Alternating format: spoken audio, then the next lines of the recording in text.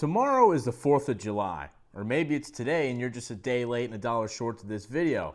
But either way, the Xfinity Series is heading to Chicago for the 18th race of their season, and unlike the Cup Series, they understood the 4th of July assignment. And I'm not talking about blowing off half your fingers shooting off fireworks. I'm talking about race cars that scream, America! Which can only mean one thing.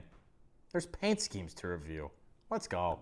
It's been a while since I've seen comments comparing me to Sheldon Creed, but that didn't stop anybody at Atlanta last Friday. The real question though is if we were to switch roles, do you think Sheldon would be able to provide you guys with unfiltered paint scheme reviews?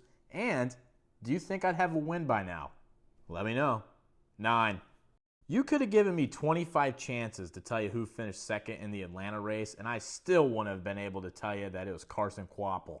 I honestly fucking love the guy, but I just know when he finally gets that first win, it's going to come in the most forgettable fashion. 9.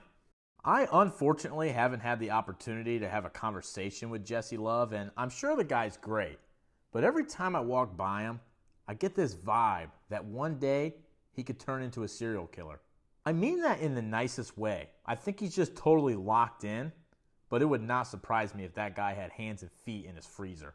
And let it be known, I'm not the only person that thinks this. My buddy wholeheartedly agrees with me. So take his feet, not mine. 8. Parker Retzlaff is due for a good race. The last time I said that, he finished second at Rockingham. So Parker, you're welcome. 9. If you weren't one of the 50 people in my live Friday night during the lightning hold, you missed out on an all-time classic. Tommy from SS Greenlight took over my live, and it produced probably the funniest content that my page has ever seen. I would love to post some of the highlights, but unfortunately, I think it's one of those situations where you just kind of had to be there. In other news, though, the most underrated road course racer in the history of the Xfinity Series is running the 07 this weekend, Alex LeBay. So lock in those top 10 bets. SS Greenlight, thank you for the hospitality as always. Love you guys. 8. I guess Brandt couldn't find a fruit or vegetable specific to Chicago, so they just revert back to the corn car for the first time in, I don't know, fucking forever. Kind of feels like a cop-out to me personally. I mean, damn, you had peanuts on the car last weekend. What's stopping you from having AK-47s or Chicago deep dish? I don't know, man. A little disappointing. 9. One of my favorite moments from the Atlanta weekend is the fact that right next to the SS Greenlight pit box was Sammy Smith. So check it out. I got to watch him climb out of the car and then drive that cream-pied pile of shit right back to the garage where it came from. You guys give me a lot of shit, but being a hater is so fun. Moments like that are just so rewarding. Then I got to watch his crew break down the pit box and give me a much better view of the racetrack. Thank you, Sammy Smith. 3. There are 40 cars on the entry list for the race this weekend, and with SVG being behind the wheel of this number 9 car, 38 cars don't have a chance in hell of winning. Connor, please save us. 10. In the boldest move of bold moves, Daniel Dye tried to give me a fist bump with the left hand that was in my pocket. I didn't quite understand it in the moment, but I guess it's because I was fangirling over Lightning McQueen, but more on that later. I was going to crash Daniel Dye's Instagram live, but he shut the live down before I could make it to him. But this car right here looks like it's going to be as fast as Xfinity Mobile. 9. This is Josh Williams. America! 9. My new pal Garrett Smithley is once again stepping out of the 14 car because he doesn't like right-hand turns. I'm not quite sure yet how Garrett Smithley survives in his day-to-day life not being able to turn right, but I'll be damned. I'm going to figure it out. All jokes aside, Connor Mozak is in this ride, and dude is kind of a dog at the road courses. If I was getting sticky for Balicki at Mexico, I'm getting a wet sack for Mozak here at Chicago. Side note, SS Greenlight has this new sponsorship from a craft soda brand, Wild Bill's. I tried it last Friday. Fucking killer. Changed my life. 10. Everybody remembers SVG winning the 2023 Chicago Street Course race in his first ever start. But you know what I remember? Justin Haley running second in a car that looked exactly like this one. And let's not forget, Christian's coming off a 4th place finish at Mexico and a 5th place finish at COTA. Christian Eckes top 5 is the lock of the century. 10. Speaking of guys that have finished well on the road courses so far this year, William Sawalich has a top 10 in both races. Will that translate to a street course? I don't know, William. Tell us. 10. First of all, I just have to say, and this is probably going to age like milk, but I don't have a fucking clue who Jack Perkins is.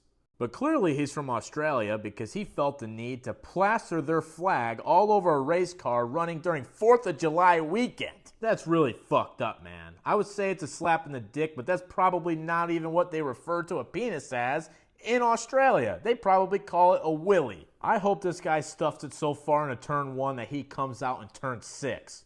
Go America. 0. Oh, and guess what? There's Brandon Jones. 6. Now, this is the shit that I like to see, but first of all, you guys are welcome. Austin Hill didn't win for the 97th time at Atlanta. I told you guys, every time I'm in attendance for a super speedway race, the guy does not win. But this car right here looks like it's about to put a boot in your ass because it's the American way. 10. To be completely honest, Kaz Gralla was getting the Riley Herbst treatment. I forgot this guy even existed. Remember when he filled in for Austin Dillon at the Daytona Road Course and finished 7th? Crazy. This car is cheeks, though. 4.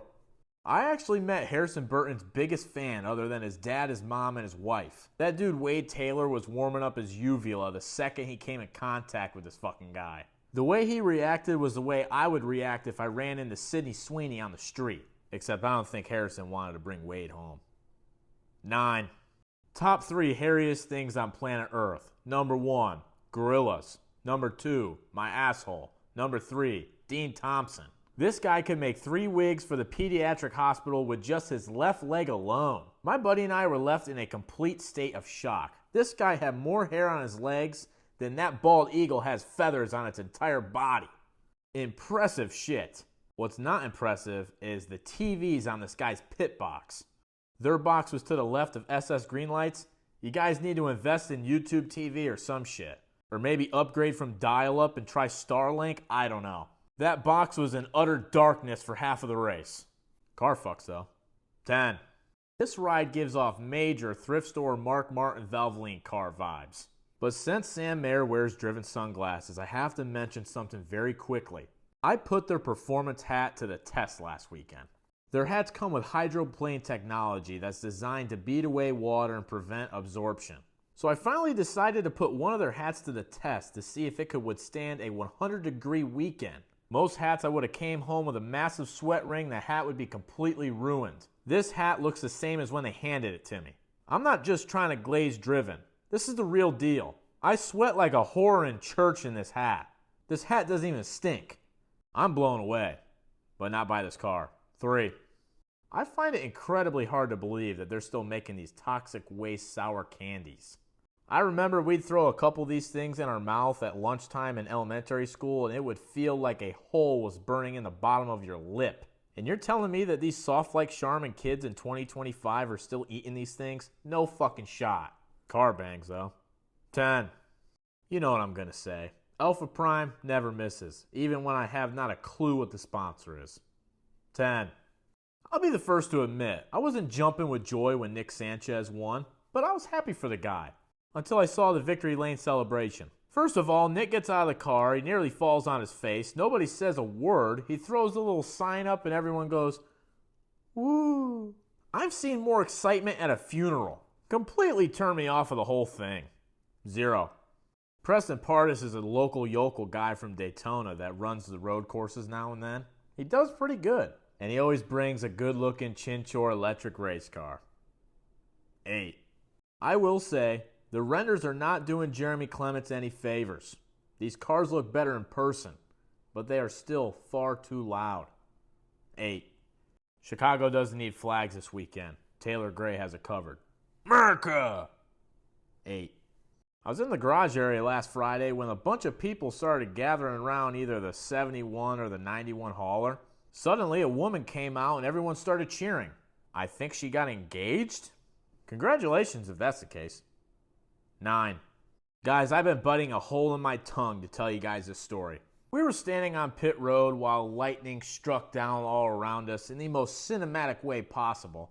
And down pit road comes Lightning McQueen himself, Connor Zilisch. Connor is a man on a mission on the way to the media center to do his interview, when suddenly he pulls the parking brake and comes to a complete stop directly in front of me, turns, and says, "Ka-chow."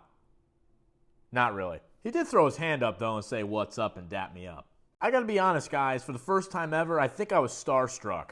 Starstruck by a 19-year-old kid that might just be the real-life version of Lightning McQueen. I didn't think Connor knew me from Adam, but we shot the shit for a couple minutes and he went on his merry way, so it was pretty cool. Actually, now that I'm thinking about it, it went almost exactly like this. Fred, thank you. He knows my name! He knows my name! So yeah, shout out Connor, he's the man. He's a generational talent just like this paint scheme. The SVG version looked good too, but this is just way better. Red Bull looks a lot better on the hood and the WeatherTech fits a lot better on the quarter. The other way, it just didn't jive as well. Plus, the 88 is just such a sexier number. Which, while we're on the topic of that, please, Trackhouse, do not put Connor in the 99 or the 87. Please, I'm begging you, put him in the 88 or give him the 95. 10. I don't know what Lifeway Reefer is, but it's got pretty colors on the race car. I like it. 10. Identity theft. Leprechauns are cool, though. 0. And the paint scheme of the week goes to Connor Zilisch. It wasn't close. This thing was wrapped up as soon as they released it a couple weeks ago. Here's your top 3. Like I said, SVG's looks okay, but, I mean, look at them. Look at them side by side, on top of each other. Who's better? Come on. And here's your current Xfinity Series paint scheme review point standings. See ya.